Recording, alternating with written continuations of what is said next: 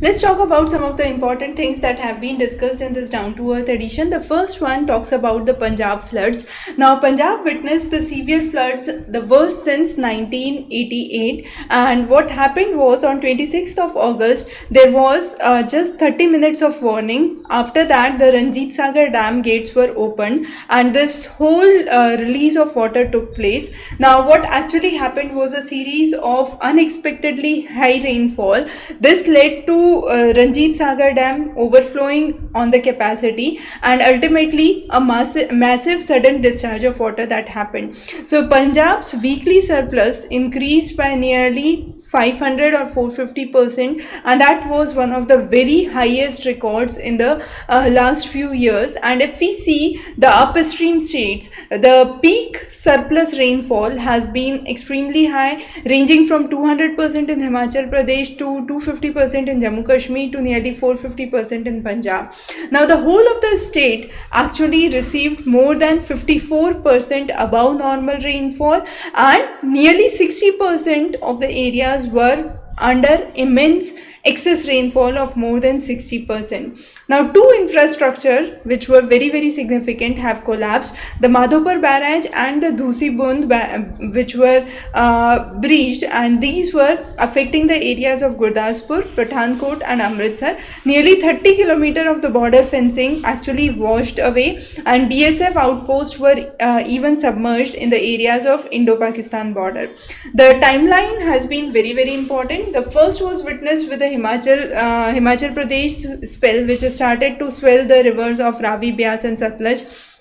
Then there was a thunderstorm which affected the regions of Jammu Kashmir, leading to surplus rainfall in nearly 42%, increasing the flow in the Ravi river. Now, this all water that was gushing through actually came up in the regions of Punjab with nearly 400 plus surplus water, 400% surplus water, and finally the disastrous effect that had happened onto the next blow. Now, Punjab, we saw nearly 7,000 square kilometers were flooded. All the major rivers were flooded simultaneously, which created the worst ever disaster that could be seen in the regions of Punjab. Nearly a significant portion of the land, which was 7,000 square kilometers of the land, was submerged, which includes 14% of the land area of Punjab. The dams were on the danger mark, the emergency gates were already opened, and there was widespread inundation where hundreds of villages in the nearby regions were submerged.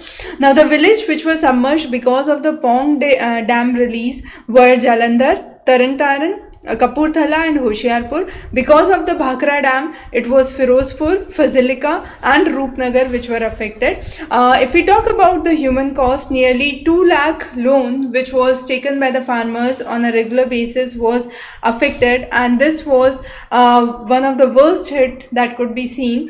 But in the past years, we have seen recurring tragedies. In 2019, there was a major flood. 2023, there was another significant flood. But 2025 was the one that completely destroyed the farms in those areas, leading to the worst ever debt for the farmers. Now, if we talk about the flood line, we would see that it started with August 14-15, where local accounts were seen of the first flooding effect. The situations intensified in nearly next 10 days, where there was an intense pressure on the Pong Dam for water release, and the first official mention came in on August 27. There was nearly 1,10,000 cusics of water which was released. 5 districts, Gurdaspur, Amritsar, Faridkot, Barnala and Kapurthala, were the worst affected. Nearly 100 plus villages were affected and 500 plus people in the relief camps were set up. Now, the systematic failure has been attributed to the weak information sharing. The official response, there was a lag of 10 days, as we could say, from 15th of August to 25th of August. If there had been immediate steps taken, there could be life-saving activities which would be done, and the preparedness was not accurate. So again, there were logistic hurdles which have been attributed to it, which was clearing the embankment areas, the actions that need to be taken on. And then the dams pressure for the rain was enormous, which the dams could not ultimately take.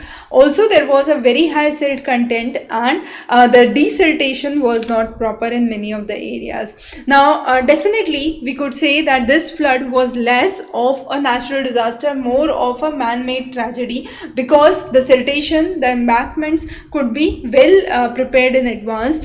Now, if we talk about the average inflow and the average outflow, we could see that the average outflow has not changed in the last 20 days of the studies, but the average inflow significantly increased. Now, as the inflow was very high as compared to outflow, there was a sudden gush of water which ultimately led to the flooding effect. So 93% of the Bhakra reservoir was full by September 3rd, 80% was full by 20th of August, and then there was a sudden gush in the regions of Ranjit Sagar Dam as well, which we had already discussed, and nearly 1,73,000 cusecs of water was released. Some of the most highest rainfalls that could be seen above normal levels were where the river basins were swollen, were including the regions of Taran Taran, Jammu Kashmir and Himachal Pradesh.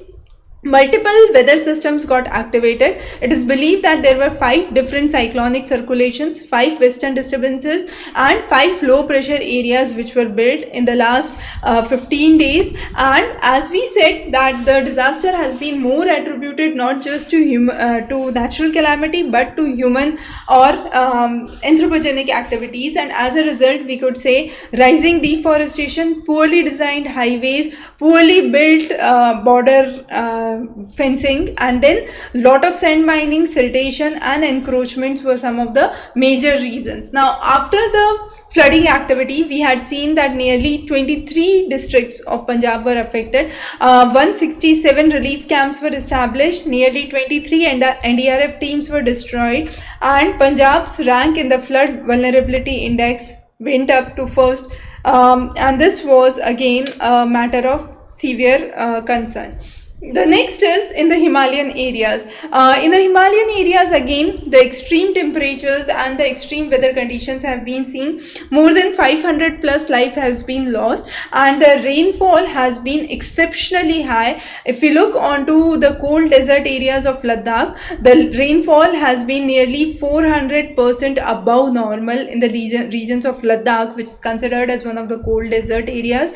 Also, it has been nearly 50% high in the areas of Uttarakhand, Jammu Kashmir, Himachal Pradesh. Overall, in this whole belt, previously we talked about just Punjab, but overall in this whole belt, there was a super monsoonic effect that was generated, which is a very rare but a combination of numerous factors, where monsoon laden winds from Arabian Sea, Bay of Bengal merged, but at the same time there were nearly 19 western disturbances that were formed, ultimately leading to extremely heavy rainfall. And it is believed that this Himalayan ecosystem has reached its tipping point, and the acceleration of the climate change would be self-induced, with regional warming exceeding the global average. 90 to 80% of the Himalayan glaciers could vanish by 2100. So that is one of the studies that have been quoted. Now, nearly 50 districts have been affected with excess rainfall in the regions of Jammu Kashmir, in the regions of Uttarakhand. So what is required at this point is definitely an advanced instrumentation for field monitoring, better deployment of supercomputers for weather forecasting, meteorological stations at high altitude to be built, using LIDAR, terrain stability to be determined, and better prediction of landslides in a specific area. And then comprehensive digital topography of the area must be done.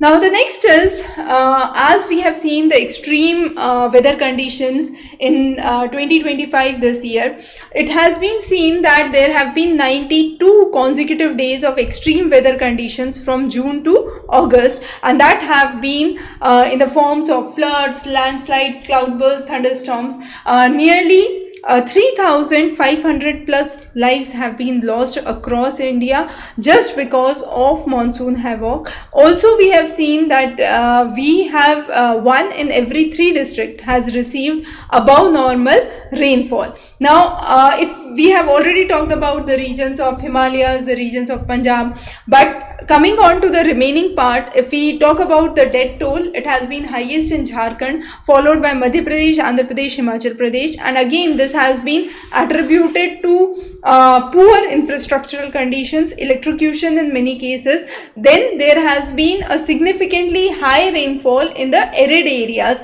as we have seen in the regions of Ladakh previously. Even the regions of Rajasthan, the dry areas reported a surge of nearly 74% in the rainfall.